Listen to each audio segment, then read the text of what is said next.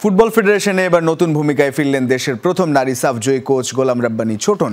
বাফুফের youth ডেভেলপমেন্টের প্রধান ও elite একাডেমির দায়িত্বে ফিরছেন তিনি। আগামী 1 বছরের জন্য এই দুই ভূমিকায় দেখা যাবে তাকে। আনুষ্ঠানিক বিবৃতিতে বিষয়টি নিশ্চিত করেছে বাংলাদেশ ফুটবল ফেডারেশন। এর আগে 2009 সালে বাফুফের নারী ফুটবলের দায়িত্ব নেন ছোটন। 2022 সালে তার অধীনেই প্রথমবারের মতো নারী সাফ চ্যাম্পিয়নশিপের ট্রফি জেতে বাংলাদেশ। এর আগে ছোটনের কোচিংয়ে এসেছে সাফ অনূর্ধ্ব 15 ও সাফ অনূর্ধ্ব 18 টুর্নামেন্টের শিরোপা।